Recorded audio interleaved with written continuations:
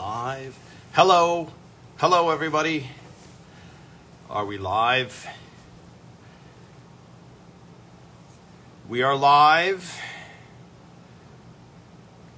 Hello, hello, hello. Let's check some of our comments here. Yes. How are we sounding, everybody? It's so good to see you on this Sunday. Hello, Abby. Hello, everybody. Great. Hello, Elizabeth. I cannot believe another week has gone by. I'm very excited to talk to Elizabeth today. She, let's see what we got here. Let's invite her. Let's invite her. There we go. Yeah, so Elizabeth, before she joins, which I have to keep an eye out for, Elizabeth is probably the person who has spent the most time with the cast of Everybody Loves Raymond of anybody on the planet. So it will be interesting to talk to her, and she can explain what the dialogue coach is. Hello. Is that Ireland? Do I see Ireland? We had Istanbul. Hello. Hello. Hello, everybody. Yes, hello. Hello, Elaine. How are you? Hello, Palm Beach Gardens, Florida. Hello, Long Island. I would say also for Elizabeth, sometimes if it doesn't allow you to join, close Instagram and then restart it, and it will allow you to join, because that has happened a few times to me. Hello, Scotland. Hello, Scotland. Hello. Yes, let's see. Hello, Canada. Again, Canada, a giant fan base for Raymond and for Everybody Loves Raymond. I love Canada. Ray and I performed stand-up in Canada many times. In Montreal. Ray did Toronto a lot. Hello, Bella. Hello, Manchester, UK, England. There's no ambiguity about where that is now. Hello, hello. Would I ever do stand up in the UK? Yes, of course. I was at the Fringe Festival about 5 years ago or something like that. Hello, Dave from Middlesbrough. Nice, really nice. Hello, and I guess hello, Sydney, Australia. So early morning Sydney, late at night England. Yes, today I'll bring that up. Today is Peter Boyle's birthday. I have some great photos of him blowing out his birthday cake. And here's how it worked. If it was your birthday and we were in production, you got a really nice cake. And everybody would sing happy birthday to you. And then you would, all right, let's see this. So, so they would give you a happy birthday cake, and you got the whole cast, everybody, a really big event. And if your birthday fell in the off season, then you were out of luck. You didn't get any birthday cake or anything. So, yeah. And hi, Lizzie. Yes. Hello, Elizabeth. Yeah, so I would say if your request is being refused, I would restart Instagram and then request again. And if you continue having that problem, I'm not sure. It should solve it. Brad Garrett had the same problem. It kept saying it was refused. I don't know why. Let's see. let's see. Let me see. Let me try now, Elizabeth, if you're watching. So I'm requesting for her to join. Boy, the fun of live technology, of the live broadcast. So, waiting, drum roll.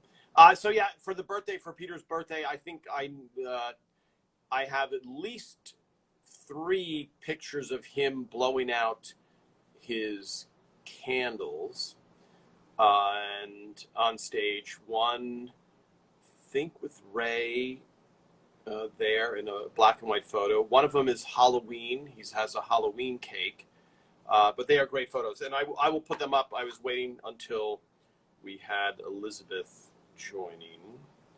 Okay, so it's saying waiting for Elizabeth to join. If this doesn't work, then maybe I'll just call Elizabeth on the phone. Or maybe she doesn't. Yeah, so it says Lizzie. I don't know. Maybe there's something you have to enable access to the camera or something like that. Anybody else who's out there who's listening, maybe a workaround. But do the restart. I would do the restart.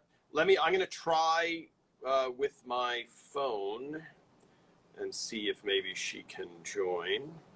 You all can hear me well. Great. Great. Here we go. Let's see. This is here, looking on here. Let's say hi to some people. Who has some questions before Elizabeth joins? Let's see. Will I be involved in Friday's reading? Yes. This is a good chance to promote on Friday for the IMF, which Lorraine Boyle, Peter Boyle's wife, has organized for 14 years, a benefit to raise funding. It's the Peter Boyle Fund, I believe, of the IMF. And there was a live stand-up show, and Ray would usually host it, and it was such an array of stars that would be on it. A lot of big-name comedians, and then also David Crosby, Joe Walsh.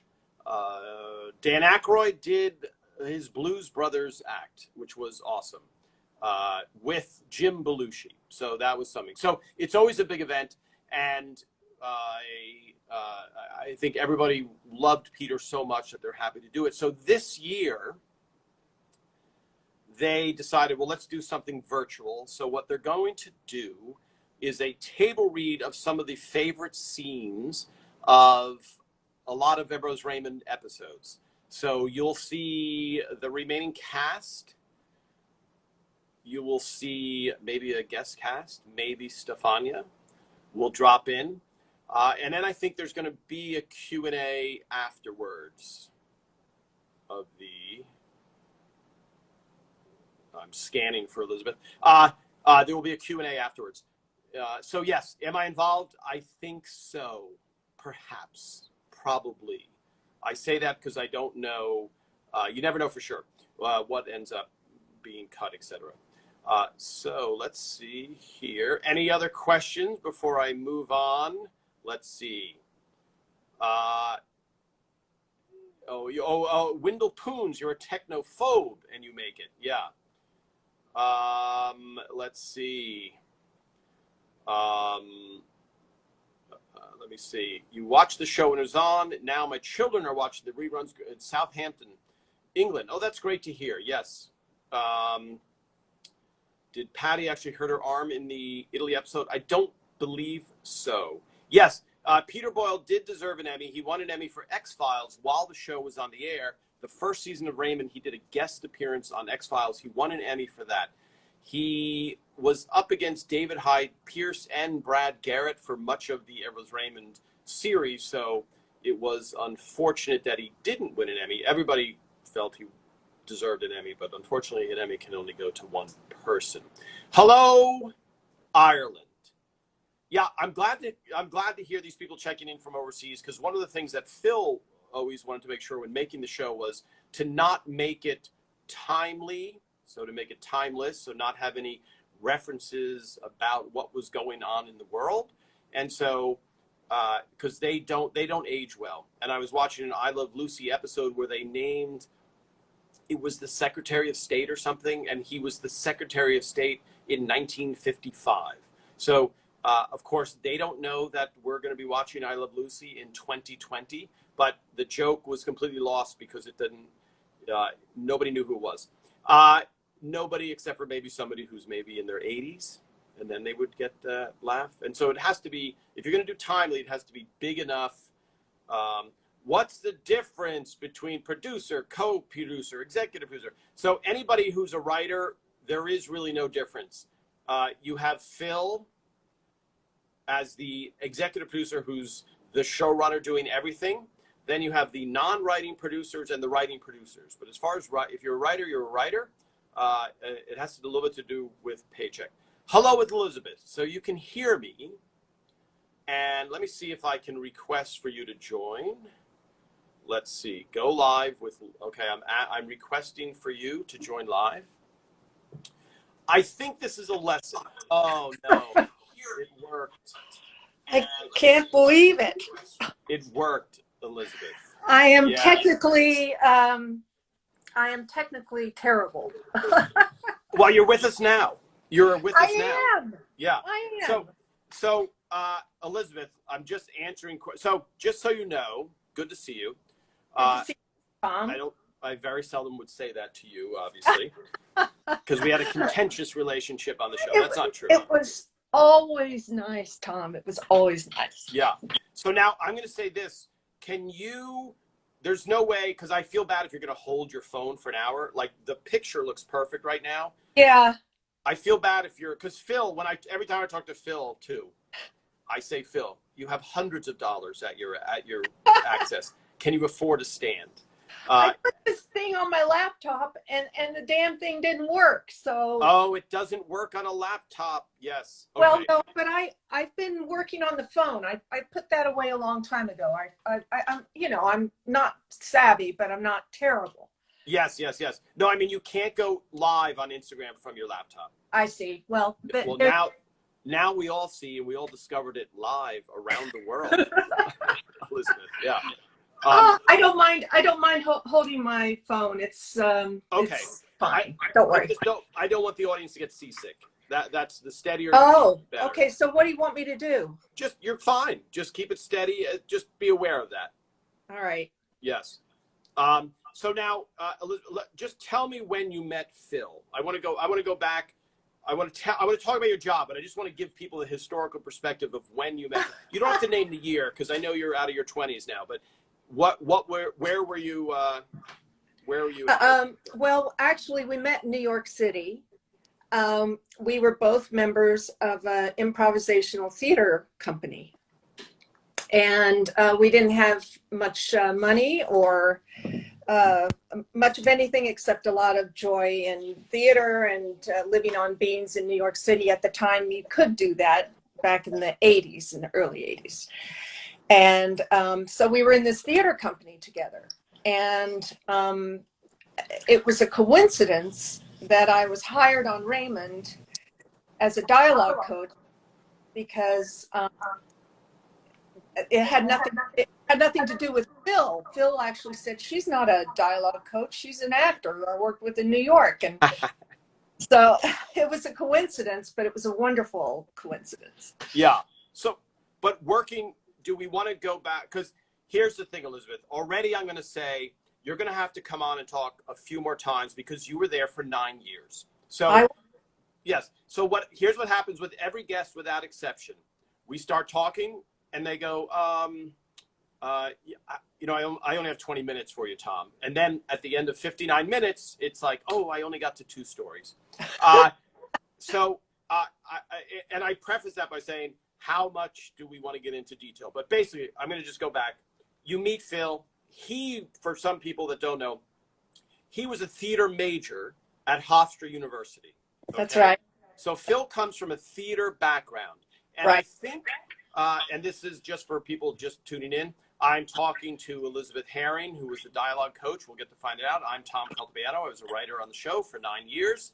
And one thing that people watching these Instagram lives is first of all, Everybody Loves Raymond is a very safe place on the air and then here. There's no dumb question. We're not, even though you and I might make fun of each other personally, but Everybody Loves Raymond, I see what it represents over time now is this oasis of family normalcy within the dysfunctional arena.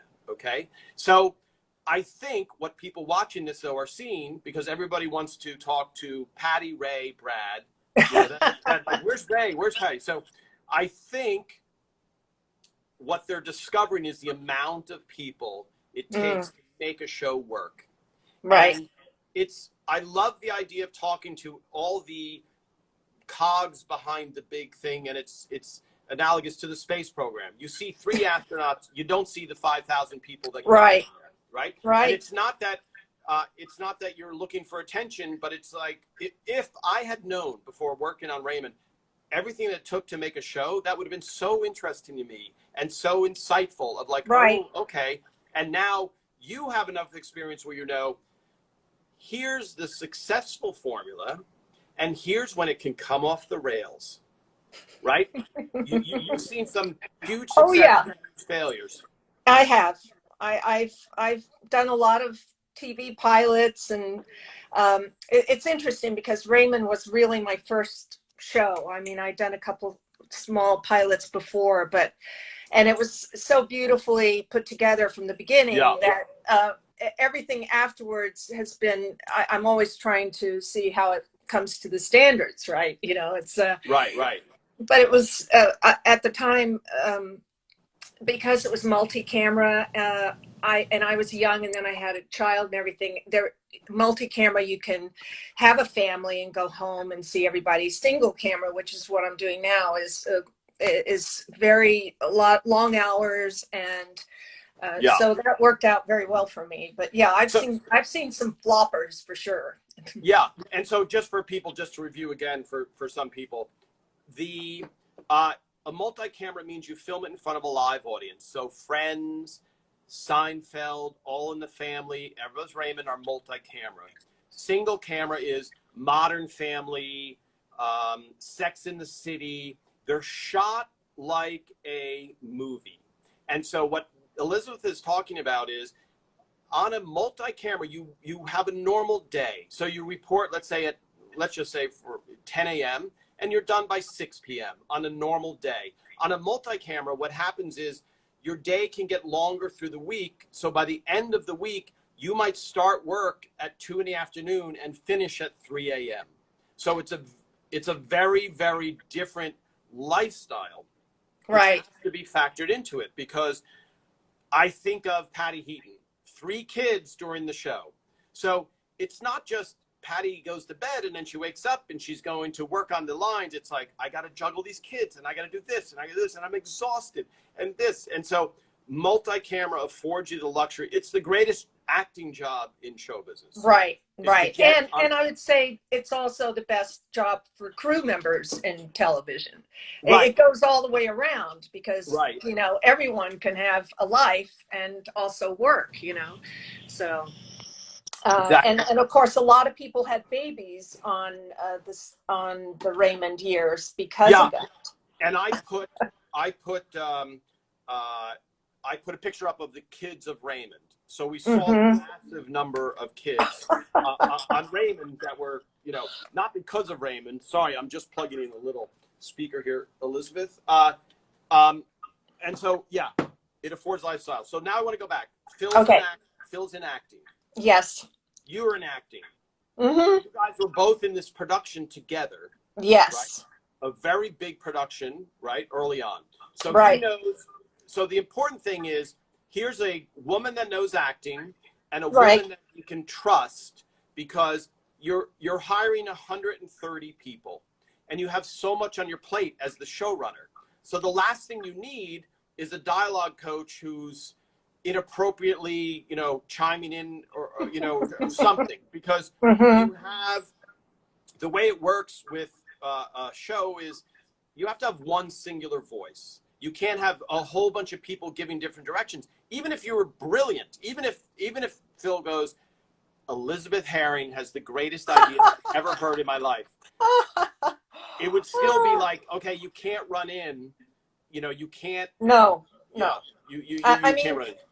and if you, because I come from an actor's background, I know that if you have four voices telling you things, you're not going to hear any of it.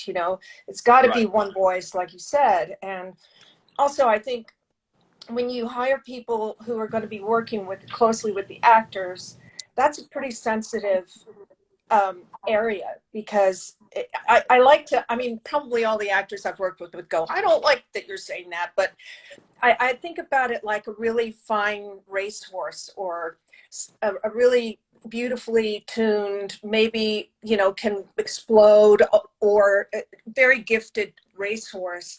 And if you get a bunch of people messing around with it, it's in trouble, so I think actors need to be very carefully, I mean, just not have a bunch of people around them doing all sorts of things all the time. They need to focus. They need to be really able to quiet down, I think, to give Yes. whatever performances, so they can't have a bunch of people messing around with them, including dialogue coaches.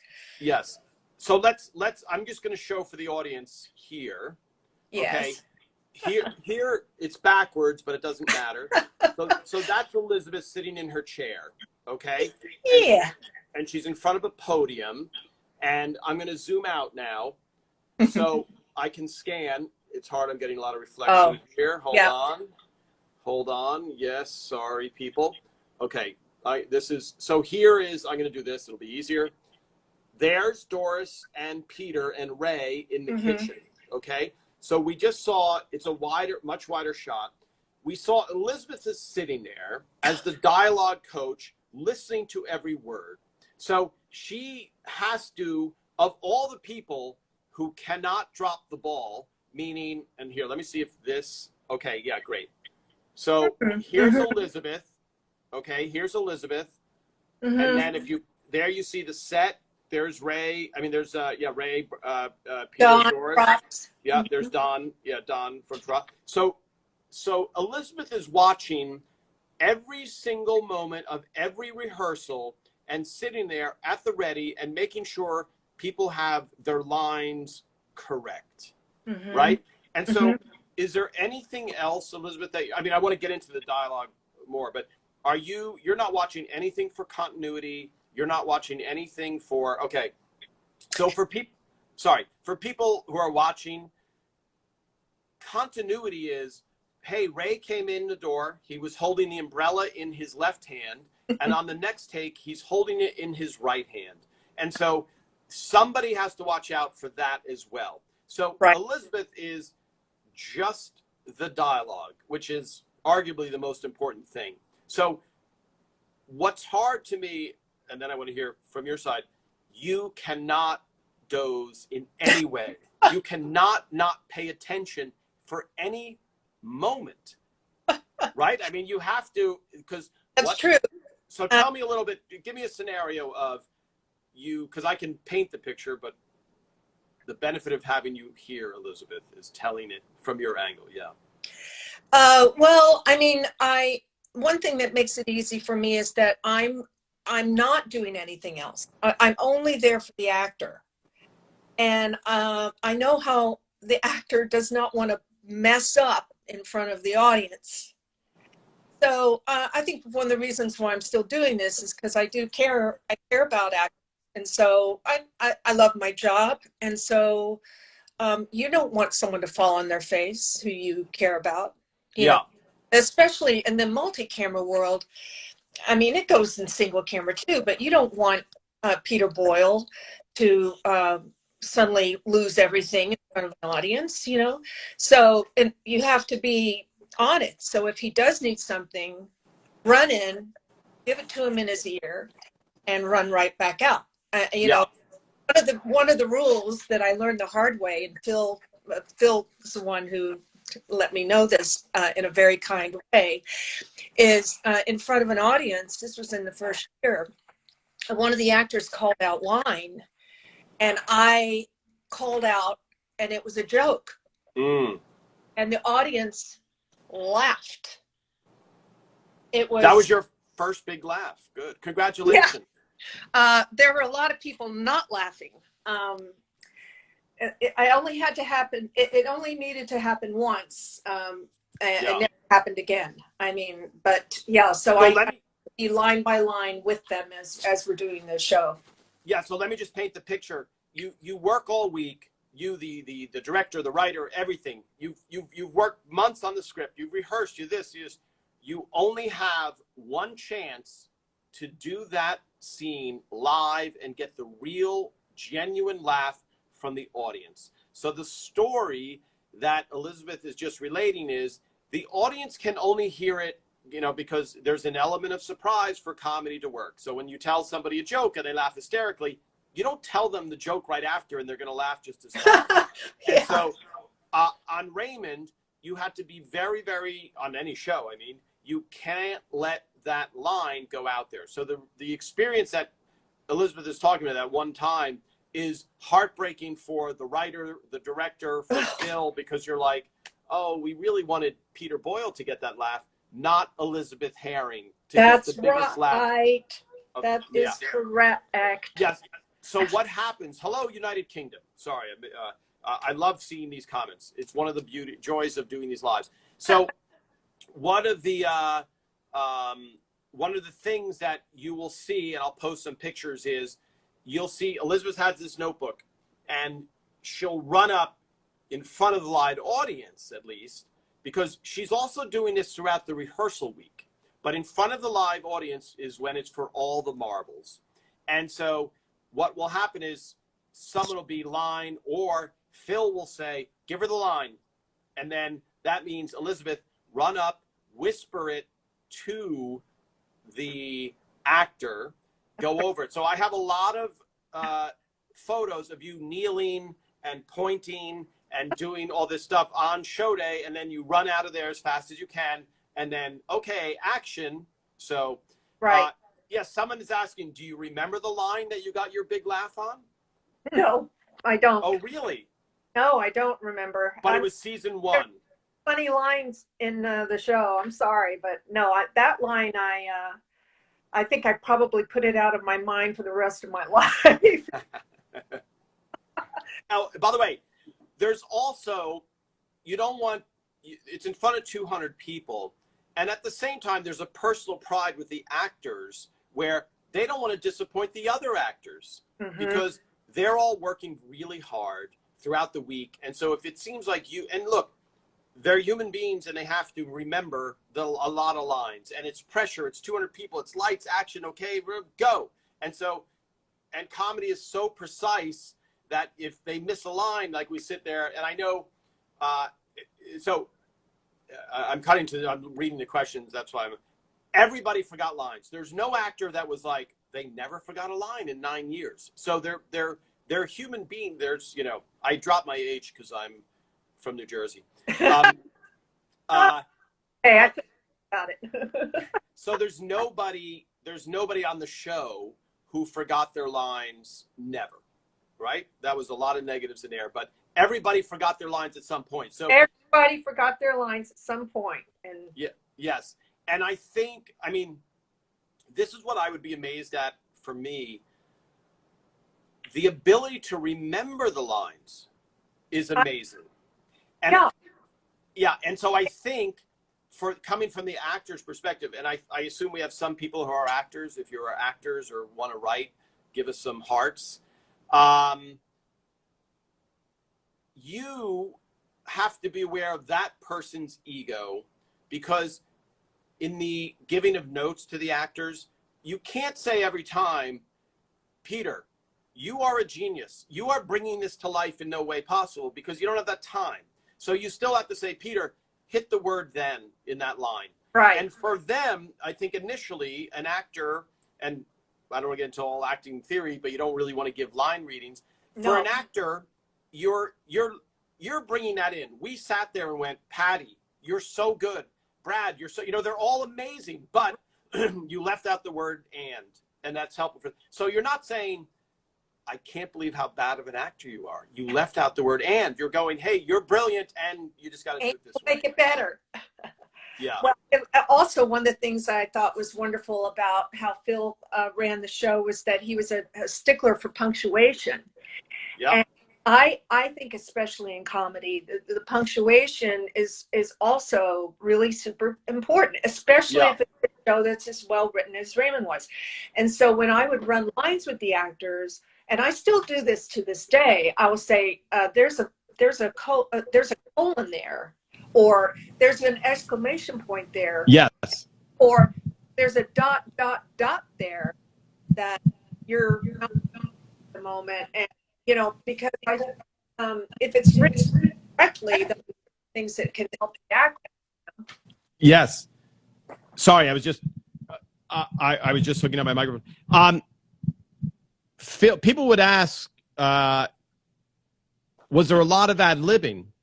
And I would say to people, and they'd be surprised to hear it. You would see this line, Ray, listen, comma, would you be, you know what? Never mind. All exactly precisely written. And I think that comes from the, Phil comes from this theater background. And in theater, the playwright is king. So Yeah. you respect all of those words 100%. And as you get into the movie world, the writer is like, hey, who let a writer on the set? How did they even let this writer? Can you get him out of my face? It's a director's medium.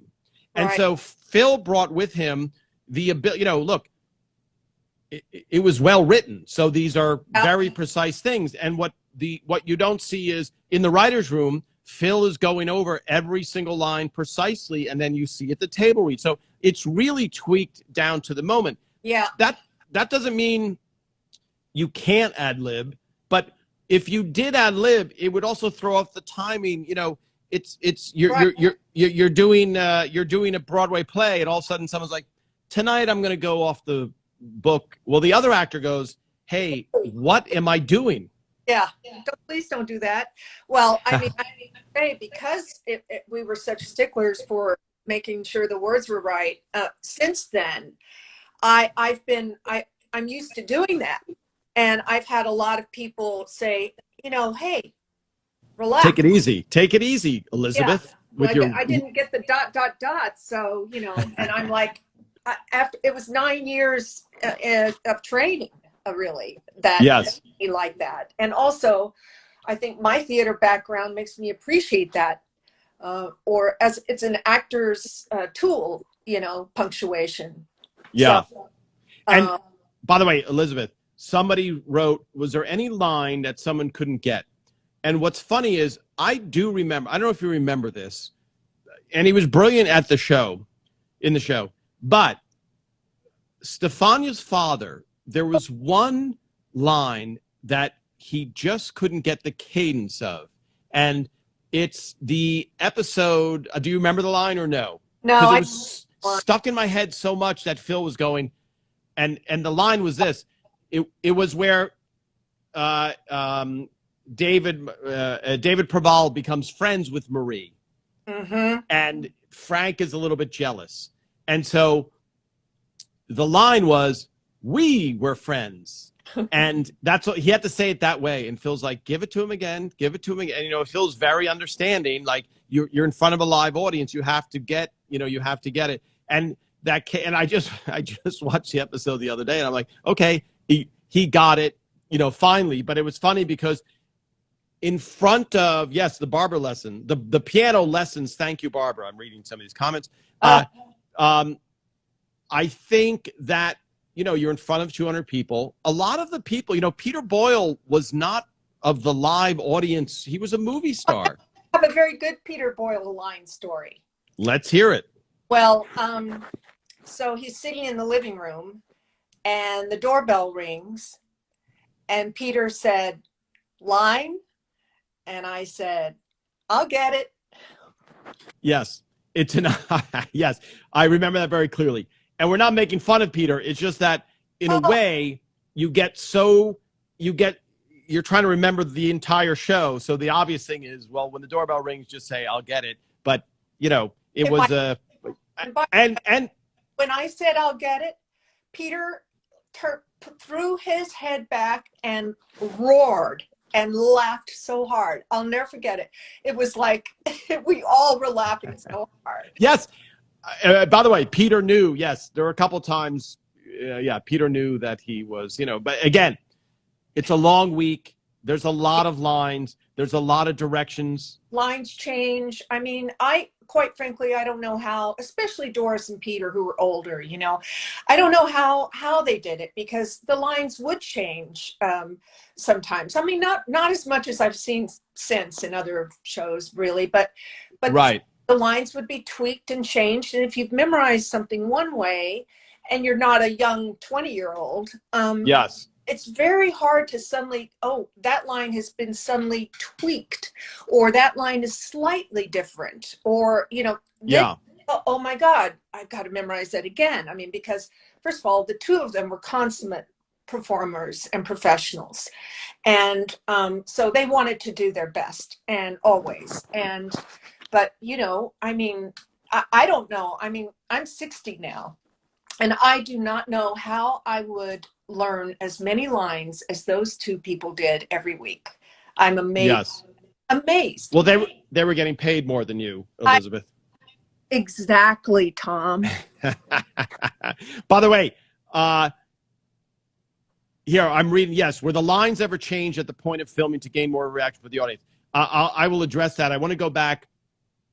I heard Doris once talking about the changes that were happening, and the truth is, for the compared to most shows, there was almost no changes. So I went to a filming of Friends, and they rewrote the entire scene while the audience waited. Mm-hmm. And so if for anyone who's in an acting class or knows acting, you have to live with material for it to become part of you. In some, Marlon Brando might say something different, but there is the benefit of on something like Raymond, where they get to live with the material for most of the week. So the changes are really small compared to what I'm sure you've seen on other shows, Elizabeth. Yes. And whole scenes rewritten, and but of course this is single camera, and it's a little different story, right? There's no live audience in single camera. That's right. And so the live audience, I mean, you cannot rewrite a scene in front of a live audience and have it go off with any kind of any polish or success. With polish, yeah. Polish or subtlety. So the question was, there was a good question, and we have to remember, Elizabeth, to answer the question of some advice for someone who would want to do your job. But in a second, I want to answer the first question. Were there any changes to make to a line to get a better reaction? And the only time would be if you have to remember, when you're watching the live thing, we've lived with this script for a week. So we kind of know what we laughed at 5 days ago. Now, every once in a while, there'd be a line in front of the audience and it wouldn't get a laugh. And generally, it wasn't because the joke wasn't funny. It was that everything leading up to it has changed in the audience's perception. Either the audience is thinking something different than we're thinking. So the joke stands alone as funny, but cumulatively, something happened. And so every once in a while, very rarely, the writers would huddle and we would come up with a joke. And usually it was Ray that would be doing that change. We generally didn't change any of the other actors, very, very seldom. So almost never. So, Elizabeth, I'm going to ask, was it hard directing the children and their lines? The children had very small part. I mean, they were not line heavy ever, really. So actually, most of my time was spent with Doris and Peter, and not with the children. Yeah, because that was a function of what Ray and Phil wanted at the beginning of the series. They didn't want it cutesy kids saying really clever lines and it being, it wanted to be like, this is real life. The only thing that didn't reflect real life is Ray and Deborah had a little bit more free time than people do in real life if they have 3 kids. Yeah, that's true. Very. Yeah. And so I would say, so here's, I don't know if you're able to read those questions, Elizabeth, but I'm looking at you, and so I yeah. haven't.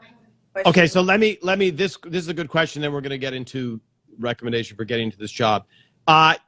You are coming into a space where you have to give notes, not notes, but help out Peter and Doris, who have this crazy amount of experience. So you're talking to Peter Boyle, who's already a giant movie star, and saying, Peter, you have your line wrong. Here's the right line.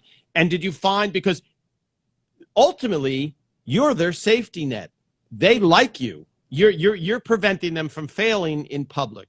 So at the beginning, was there any feeling for you of like Peter's young Frankenstein, and he was in Joe, and he was in. Actually, I didn't know Peter or Doris in the beginning, and they told me that they wanted me to go to Peter's condo and run lines with him before the run through. And I said, I don't know Peter, and I'll meet him at the studio, but I'm not going to Peter's condo, or So what happened was, we met at the studio. They rented a room, and he was like, why did I have to come to?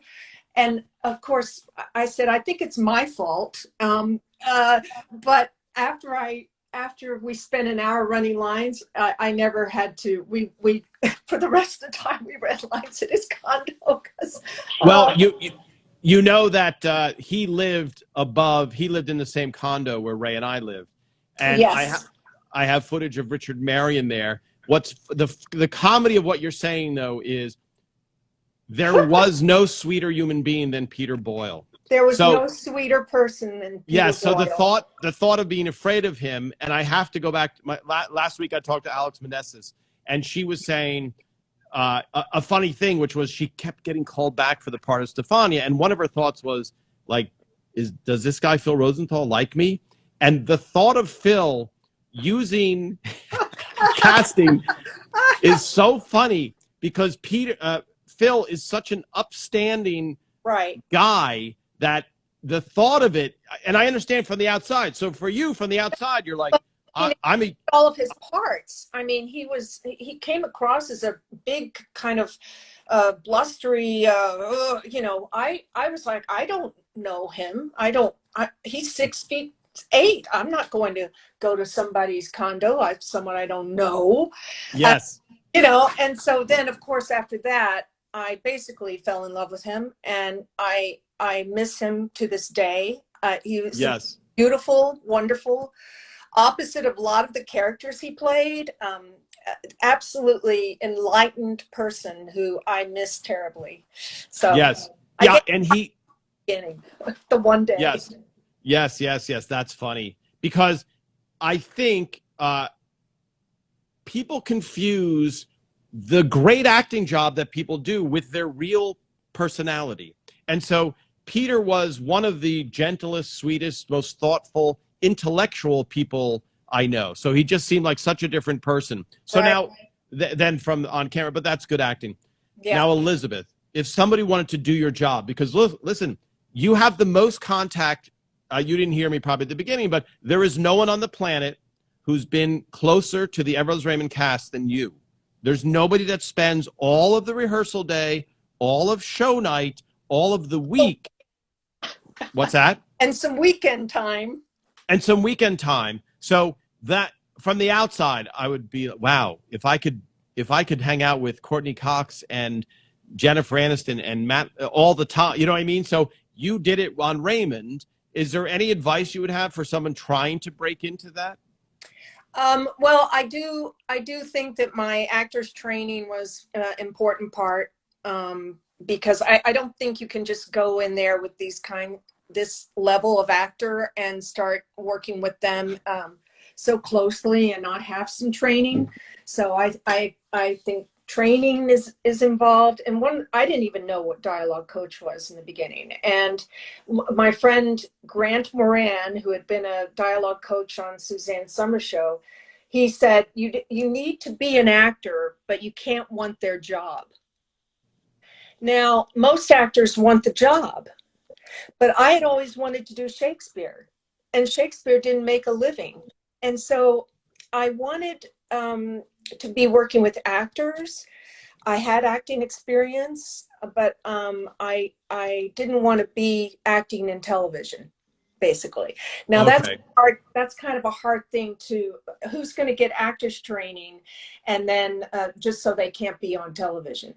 Yeah. I mean, Well, it's a dilemma, but I yes. would say training is important. It's got to be there. So this was a Yeah. very curvy road that led me to this place, so. Yeah. And I think there's a comfort level that people have with you on the set, because your bottom line is you also have to be attuned to they've gone off the rails and forgotten their lines, but you don't just run in. You have to sit there and be ready and be like, oh, they recovered. Okay. Because what you don't want to be is you don't have a hair trigger reaction where it's like, Right. I have it, Elizabeth.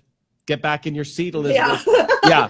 Well, I mean, that takes an awareness and Yeah. and I think there's a sensitivity that has to be a part of the job, right? And gentle care. I mean, I kind of consider myself an actor's mom in all of the jobs I do. I'm kind of holding their hands. Now, coaching is, you can do this, and you can tell someone who's famous, you can do this, because they actually want to hear it too. There's I think that's a misconception, is that there's no insecurities once you've reached a certain level, and the insecurities are almost bigger. So if you're a reassuring voice for them, it's great. Right. Now, Elizabeth, do you have any fun, just memorable stories of running into them at craft services, or just anything that you enjoyed in the day-to-day life? Because so many, I mean, but on Saturdays, I would go to Peter's apartment to run lines with him. And on Sunday, I'd go to Doris in the morning in her kitchen. On Saturday, football was playing. And he would be in his casual, shorts, watching football. He loves sports. Yes. And so we'd sit down, and the TV was on with the sports, and he's looking at it and then looking kind of looking at me, but kind of wishing I probably wasn't there. But anyway, I would have every Saturday, I'd have to say, Peter, you have to turn off the football. You have to turn off the football. And okay, turn off the football and learn my damn, Well, by the way, mm-hmm. It's funny, just in the similar vein, Ray's manager was like, I need another headshot from Ray. It's so old. So as you know, anyone on the site, I'm a photographer. So he's like, Tom, can you take Ray's picture? Ray hates getting his photo taken. And it's funny because you look at show business, it's like from the outside, I want to walk the red carpet. I want makeup people. Ray hates all of that, every moment of that. We've gone to premieres where he has been like, I don't want to walk down the red carpet. Here, walk around with me. And then someone would be like, Ray, and pull him over the red carpet, So he avoids the spotlight. So he goes, all right, you can take my picture, but I'm going to be watching football. So we literally opened up his office doors, and he stood there and watched the football game. And I'd be like, Ray, okay, just look at the lens right now. Okay, now back to the game. I took if you search online for Ray's headshot, he's wearing a blue jacket with the collar a little bit up. That he takes that while he's watching football. And when we visited, it's kind of poignant because someone was asking about, did we go to their funerals, to Doris and Peter's? And I did go to Peter's in New York, and Doris had something in New York. And I think, did she have something here as well in Los Angeles? I don't remember. Either. Yeah, but Ray and I visited Peter in the hospital towards the end, and and the football game was on. It was a Sunday, and he was just watching football, and it felt like, okay, Peter's still okay because he can still watch that football. Yeah. And then with Patty, Elizabeth, because one time I had Patty doing something for a gag reel, and she literally went like this. She went, I handed her the page, and she was like, okay, I have it. And I was like, what do you mean you have it? You just glanced at it. And I don't know whether she has a photographic memory, but I was so blown away by her ability to remember lines. I know. And she was like, yeah, got it. And I was like, okay. It's amazing. But she and Ray's the same way. I would run lines with him in his dressing room. He'd be watching a golf game on television. There would be a message coming in from someone on his answering machine, and he would be holding his golf club, you know, and running lines with me for a huge scene, you know, and getting every word right. And I mean, in my head, I'm like going, golf, agent on the phone. Yeah. He's got it. We've twice, and that was it. Yeah, Ray is the king of multitasking. Yeah. Sorry, just going back for the people. Yes, at the funeral, of course. Yes, the show was mentioned. Doris had a service in a Broadway play because Ray was doing The Big Sick, and I was there in New York with him, helping him. So Ray spoke. A lot of Broadway people spoke. And of course, yes, the show was mentioned, et cetera. So, and in Peters as well. I mean, it was they had these long storied careers. Yeah. But Everybody Loves Raymond was a big portion of, the public awareness of that. Right. Even though, Doris Roberts called me the day my mother died. I was driving in my car, and she had heard about it from Monica. And I mean, immediately she called me. And this was after the show had ended. This was 3 years after it ended. And I saw someone said, you miss those two people. I miss them both so much. I really do. It was pretty special working with both of them. I was honored, and I loved them dearly, so. Yeah. Well, I think the audience, and I heard this from my sister, they become your surrogate family when you're watching them on TV. So you were there with them for 9 years. And yeah, Elizabeth, do you remember when the show ended, what your feeling was before it was about to end and when it ended?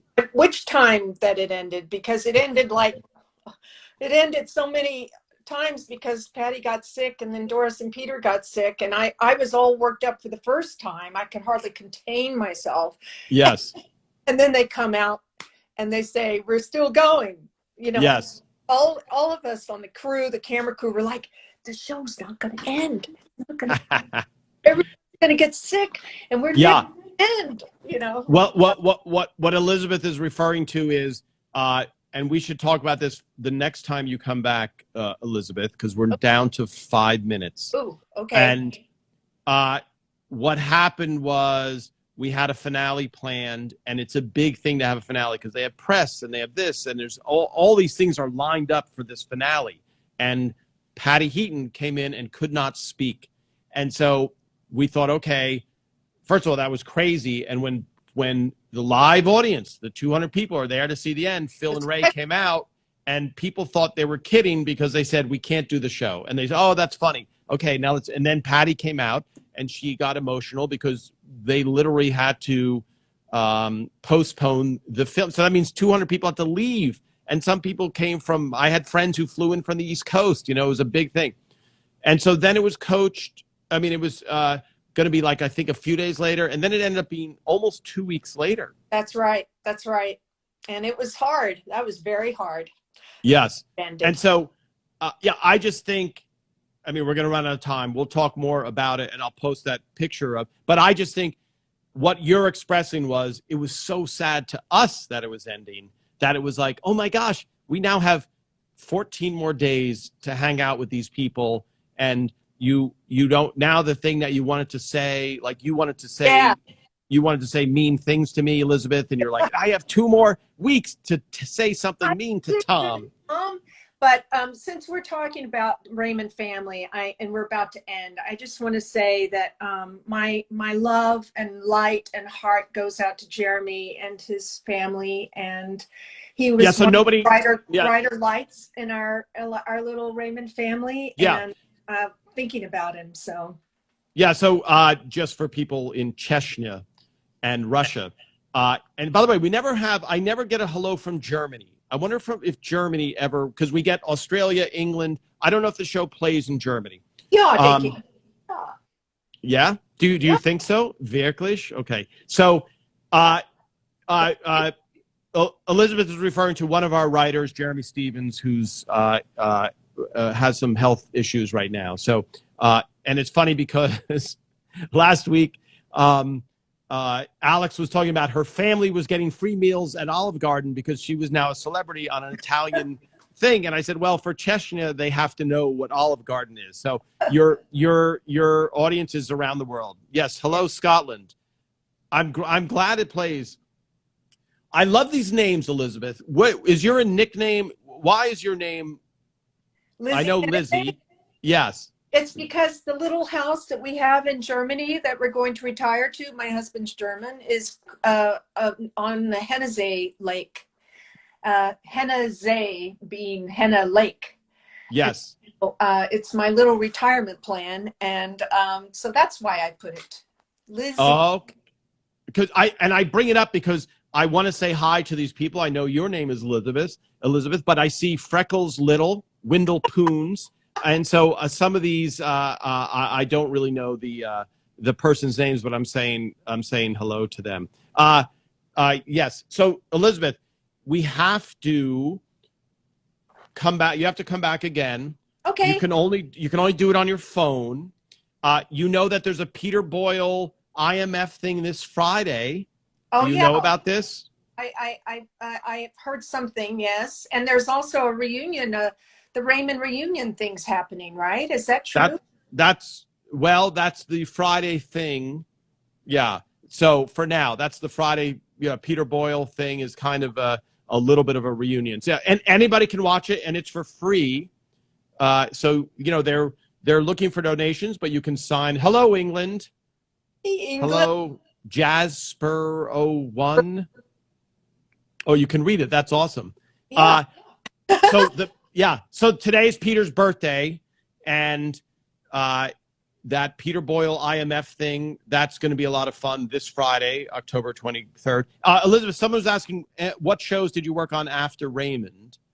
I worked on Lucky Louie. It was the show before the Louie show. I worked on Rules of Engagement for a year. I worked on Till Death with Brad Garrett because Brad brought me onto that show. And now I'm working on the Goldbergs. The Goldbergs, yes. And I think the shows you work on illustrates, that obviously you do a good job or they wouldn't hire you, but also it's relationships. And I think a lot of it, hello, Jasmine. Yes, Jasmine. Great. That's a pretty name. A lot of it is relationships. You're looking for people like Phil was, someone I trust, someone who's talented, and someone who I know I don't have to worry about because I'm like the boss, for Phil, I'm the boss of everything, And by the way, I don't know, you might not know this, but I supervise the rules of engagement in Warsaw, Poland. Did you know that? I didn't know that.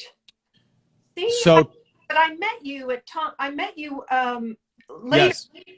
Office at Sony Studios. So maybe that's what you were talking to him about.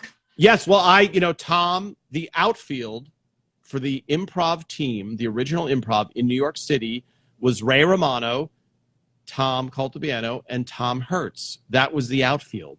And so when Ray and we moved out to Los Angeles, when Ray's wife would visit, I would have to get out of the condo that we shared and I would stay in Tom Hertz's house. Because when I met Tom, I didn't know Tom Hertz. I didn't. Yes. Know, and I remember thinking to myself, this guy reminds me of Ray. This guy sure reminds me of Ray. Yes. Very dry and very funny. Yeah. An exceptionally funny person. And so, Elizabeth, I think for us, the next time you're on, I want to talk more about the finale. I want to talk a little bit about any just private moment, because I would see you every day, mostly on stage, right? I'd come down, I'd come over and say hi. I would take I probably have 1,000 photos of you, and probably you've only seen probably 7 of them or 8 of them. I'll put some on afterwards. But I think your job is such a phenomenally critical job. It's almost, in some ways, you're a little bit like a pilot. They say you're really doing nothing most of the time, but you have to really be on top of it when stuff happens. And so the best night that you can have is you never get out of your chair, which probably never happens. That never happened. Yeah, yes, I know. And so if that happened, I wouldn't have a job. right, it never happens. Yeah, never happened. But so I'm gonna say nice. Somebody said Auf Wiedersehen, which is nice. Yeah, cheers. I still don't know. I still don't know if we have any German followers on this. All right, so I will. Our people will reach out to you, Elizabeth, and then you'll. My people will answer your people if my people are technically savvy enough to do so. I love it. And by the way, are you back in production on the Goldbergs? Yes, we are. And you're at Sony Studios? That's right. Oh, okay. And Lou Schneider, who used to write on Raymond. Yes. He is there, right? Yes, directing and there. writing. It's nice. Yes, he's part of the Raymond family, so it's always nice to have him around. So awesome. Yeah, I think, Elizabeth, before I say goodbye, I think what I've come across is this was a family setting. It comes across on screen. There are many shows that are out there where the people can't stand each other and they never socialize. And you don't, it's heartbreaking. Like, I want to know that the cast of MASH liked each other. Yeah. You know what I mean? Yeah. I don't want to know that Alan Alda can't be in a room with, I hate, yeah, I agree. Yeah, it's heartbreaking. It's heartbreaking because. Believe it. Well, you can believe it on Raymond. It's really great. And I have to say, most of the shows I've worked on, the people I've been pretty lucky. So people have been really super duper. So yeah, which is not always the case in the Hollywood experience. No, it's not. Yeah, the next time I'll talk to you a little bit about some of the other things that I have worked on, where some phenomenal and some, I mean, not even the quality. I just mean the tone that Phil Rosenthal and Ray set was of a team working together for a common goal, and everybody who had a good idea was heard. Right. And when you're on another, which works out the best, because why would you be threatened if the dialogue coach came up with a good idea? Mm-hmm. And that's testimony to how secure Phil was and Ray was. They're like, I have talent, let them shine too. And I think that comes across, and it gives the best product at the end. Yeah. And they had the best in every position, for sure. Best crew. I mean, really, it's just amazing writers and crew and actor, and everyone was allowed to shine. I agree. Yeah, which is the key. All right, which is very key. All right, Elizabeth, always a pleasure. I knew it would be fun. I forgive you for being mean to me for 9 years on the show. I only do the bird a few times during the. All right, I'll talk to you soon, Elizabeth. Bye, Tom. Thank you so much.